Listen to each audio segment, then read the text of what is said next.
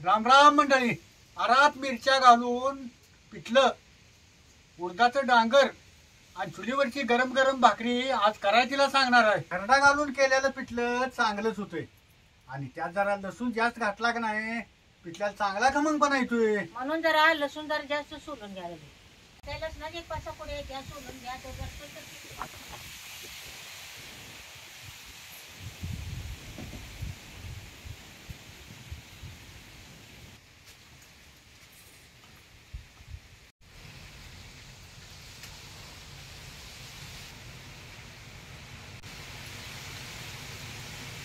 आता चूल पेटूया म्हणजे जरा आर पडत वर एक दोन कांदा आणि एक टमाटर जरा पिठलं करायला चिरून घेतो.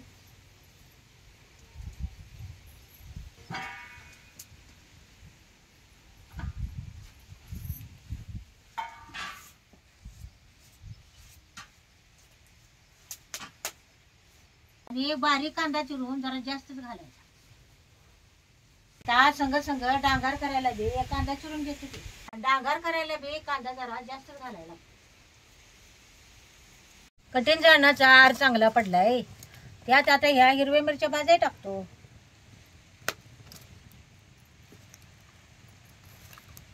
असं जरा खालीवर आर घालून हे मिरच्या चांगल्या भाजून घ्यायच्या. तव्यात मिरच्या भाजून खरडा केला असा तरी बी चालतंय. खरं तुम्ही असा आरात मिरच्या भाजून जर खरडा केला असा तर त्याची चव वेगळीच लागत्या. आधी मिरच्या आरात टाकल्या का नाही की चुलीवर बसून देत नव्हत्या एवढ्या त्याचा खाटच ठसका उठायचा. आणि आता पहिला का मगाच्या मिरच्या उशीर टाकल्या आता तुला भाजत आल्या त्याला खाट आहे. अहो आधी मिरच्या तिखट होत्या त्यानं आरात टाकलं नाही तो लय खाट उठायचा. आता ह्या मिरच्या काय हो 2 दिवस ह्या मिरच्याचा खरडा केला नाही तो त्याला भुरा येऊन बसतोय. ते काय खरडा राहतोय वय. आता आरात मिरच्या पाहिल्यात का बघतो.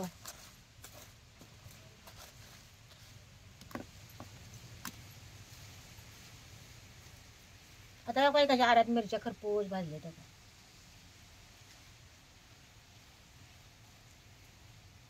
आता पिठलं करायला पुरते आज खरड्याला मिरच्या भाजून घेतल्या देत काढून घ्यायची.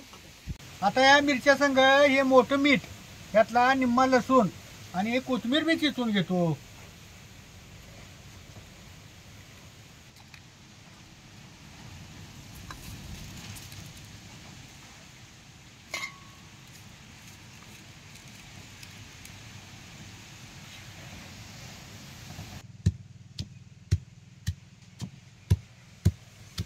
मोठं मीठ घालूनच मिरच्या चेचायच्या म्हणजे लवकर बारीक होत्या. आणि त्यात ऊन आहेत तवरच चेचला का नाही म्हणजे चांबट होत नाहीत.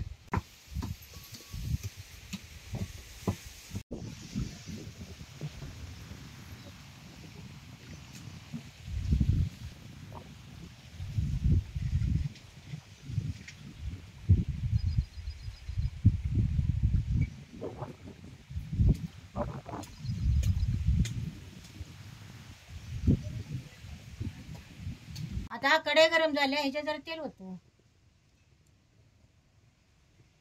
चांगलं कडलंय त्यातच आता एक एक चमचा जिरा मोहरी टाकायची. आता ही निम्मा कांदा या तेलात टाकायचा.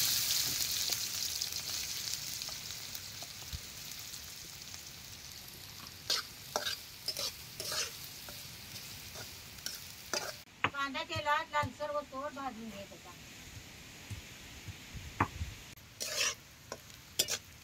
आता कांदा भाजत आला का नाही की मग याच्यात टमाटर टाकायचं. मग टमाटर सुद्धा जर कांदा भाजतो.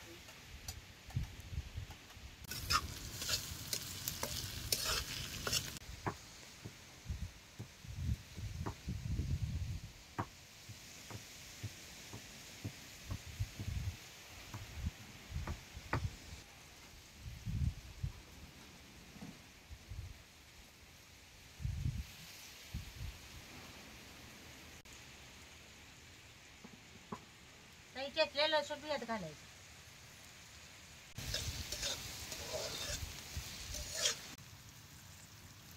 आता हे सगळं केलं चांगलं भाजलंय यात एक खडा चेचलेला हे टाकायचं.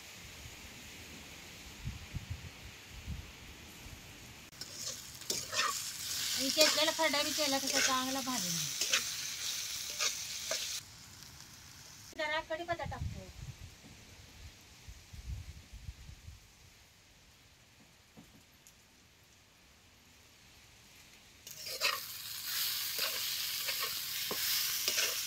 आता याच्यात जरा हळद आणि हिंग बी टाकायचं.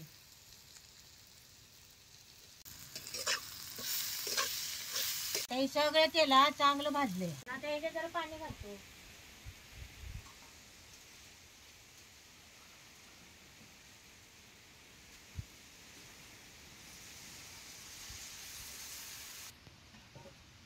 आता याला चांगली उकळी असतो तो जरा डांगर म्हटलं की नाही उडीद जरा चटचट भाजून जरा भरड भरड दळून आणायचं.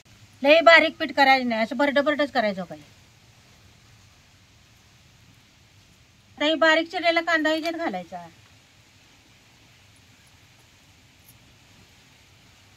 त्यात एक अर्धी पळी चटणी घालायची आणि जरा मीठ आणि ह्याच्यात एक 4 चमचे तेल सोडायचं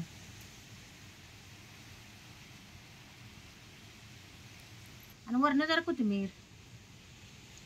ताई सगळं चांगली कालवून घ्यायचं. त्याला आता फोडणी घालायची नाही. आता जरा जरा पाणी घालून आता हे पीठ भिजवून घ्यायचं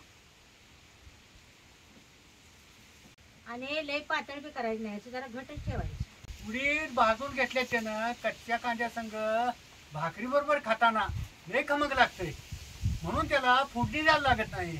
हे असंच ठेवायचं, लय पातळ बी करायचं नाही, लय घट बी करायचं नाही. आता याला झाकून ठेवतो. पाण्याला उकळायला.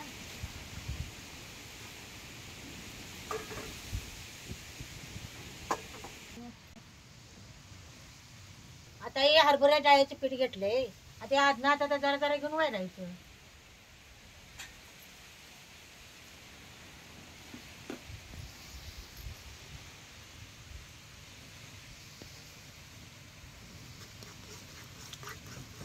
असं जरा जरा पीठ घेऊनच वळायचं म्हणजे गाठी होत नाही. त्या लय पीठ गाठलं का नाही की मग गाठी होते त्या.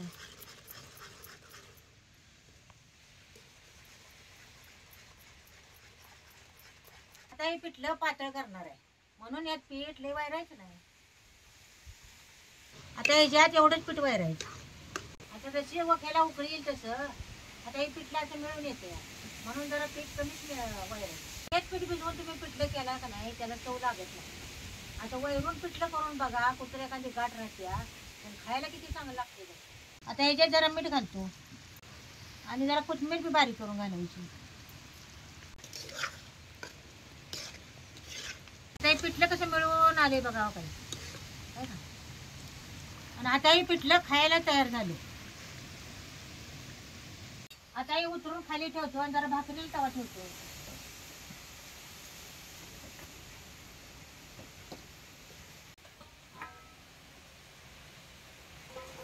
भाकरीला जरा तव्यात उतवणी घालते की.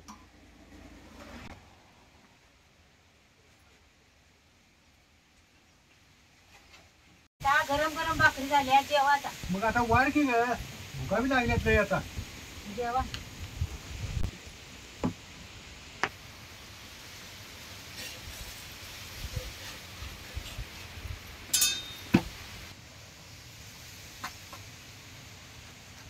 जरा आरू करून आरावर जरा उडदाच पापड भाजून घेतो.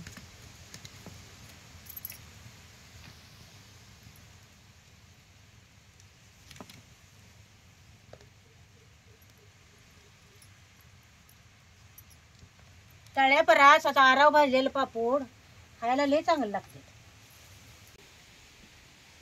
आणि जरा भाकरी संग तोंडी लावायला काय त्रास असलं की एखादी भाकरी विचारत द्यायची असते. आणि पापड बी असा खरपूस भाजून घ्यायचा.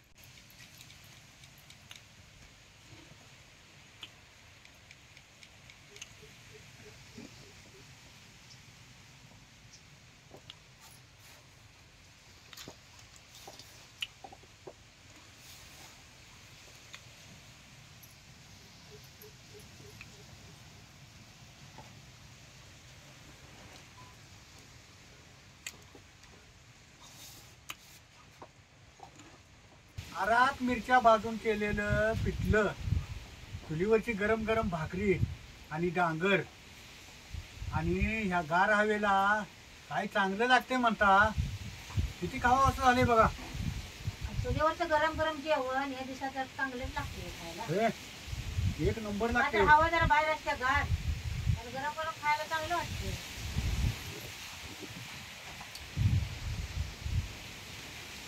आरावर भाजलेली भाकरी कडक गुळचाट चांगली लागते. आणि गरम गरम भाकरी घ्या आणि पाठ म्हणून जेवायचा.